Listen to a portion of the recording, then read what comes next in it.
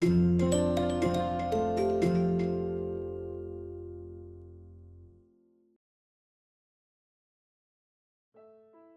Swan Lake is a famous Russian tale of a beautiful princess who turned into a swan by an evil sorcerer's curse. It is interesting to know that the origin of Swan Lake is a blend of European folklore, fairy tales, and romantic myth, which was shaped into a ballet by Pyotr Ilyich Tchaikovsky in the late 19th century. While Tchaikovsky's Swan Lake is the most famous version, the story draws from older legends and cultural motifs. The story of Swan Lake was not invented from scratch.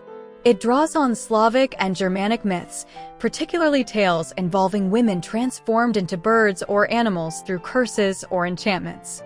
The origin and evolution of the Swan Lake story. Swan Lake is one of the most iconic ballets in classical music and dance, known for its haunting beauty, tragic love story, and mesmerizing choreography. However, beyond its familiar imagery of white tutus and moonlit lakes lies a rich history rooted in folklore, romantic-era themes, and creative reinvention. The story of Swan Lake has evolved considerably since its inception, shaped by cultural influences, artistic collaboration, and the enduring human fascination with transformation and doomed love.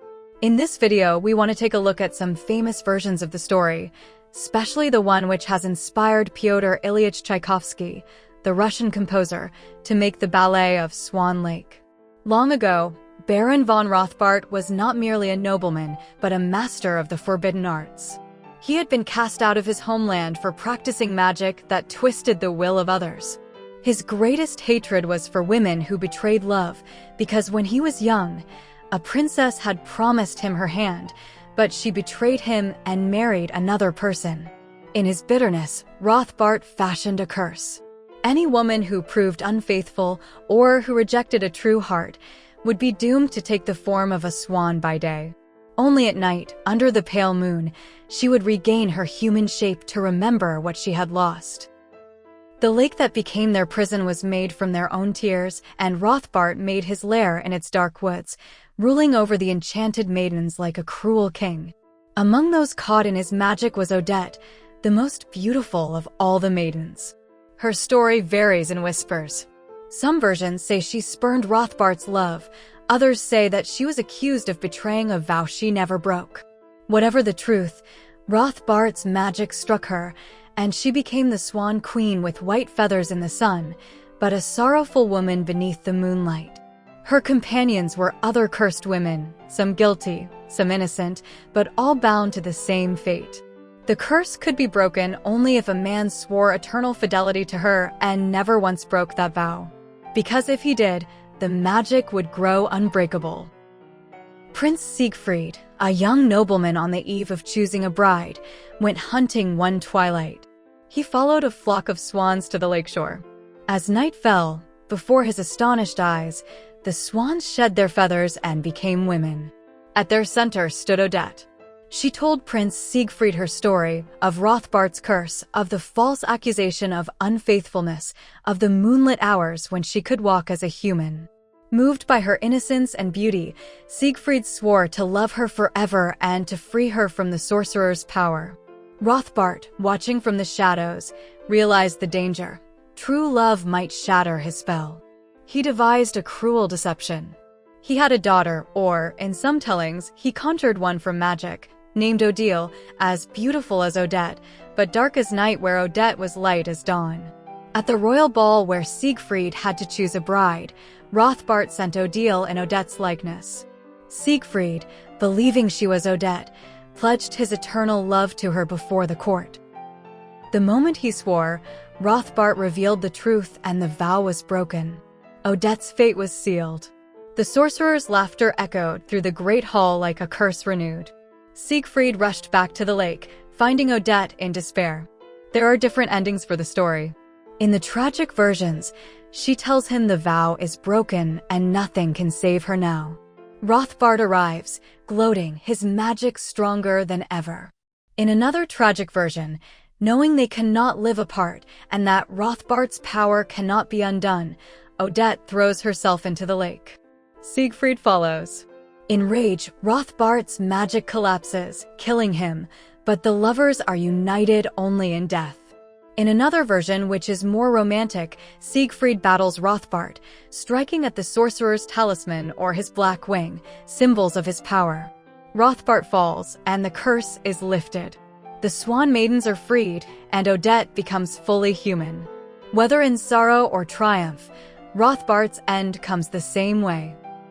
His curse breaks when confronted with a love so constant that it defies his hatred. The Swan Maidens either vanish into the moonlight in death or walk free into the dawn in life, leaving the lake quiet, no longer a prison of feathers and tears. The Swan Lake story was written as a ballet libretto by Vladimir Begichev, with possible input from Vasily Geltzer, based on older European and Russian Swan Maiden legends, especially based on Johann Karl August Musau's 1784 German tale The Stolen Veil. The character of Odette, the White Swan, symbolizes purity and innocence, while Odile symbolizes temptation and deceit, playing into the light versus dark, good versus evil theme. Though it began as a Russian ballet, Swan Lake became a universal cultural symbol, referenced in movies, Black Swan, Barbie of Swan Lake, books like Mercedes Lackey's The Black Swan, theater, opera, and fashion. In addition to folklore, the story of Swan Lake bears similarities to Hans Christian Andersen's The Wild Swans, 1838, in which a princess must save her brothers who have been transformed into swans. This theme of transformation, coupled with elements of magic and sacrifice, laid the groundwork for the emotional core of the ballet. The ballet, as we know it, began with Pyotr Ilyich Tchaikovsky, who composed the score for Swan Lake in 1875-76. It premiered at the Bolshoi Theater in Moscow in 1877. The libretto, or narrative structure, was likely developed by Vladimir Begichev and Vasily Geltzer, drawing on various folk stories and possibly an earlier German tale known to Tchaikovsky. The turning point in Swan Lake's history came in 1895, 2 years after Tchaikovsky's death, when choreographers Marius Petipa and Lev Ivanov mounted a new production at the Mariinsky Theater in St. Petersburg. Petipa choreographed the third act, including the dramatic Black Swan pas de deux, while Ivanov choreographed the poetic second and fourth acts, set by the moonlit lake. They restructured the ballet, emphasizing emotional expression and visual poetry through the choreography. The iconic dual role of Odette Odile was emphasized more than ever, intensifying the dramatic contrast between innocence and deceit. This revival became the definitive version of Swan Lake, establishing many of the conventions we recognize today. The court de ballet of Swan Maidens in synchronized formations, the tragic ending, and the music's thematic integration with the narrative. Petipa and Ivanov's production solidified Swan Lake as a masterpiece of classical ballet and elevated Tchaikovsky's music to iconic status. Since the 1895 revival, Swan Lake has been continually reinterpreted across artistic disciplines. Choreographers and directors have staged countless variations, experimenting with settings, themes, and endings.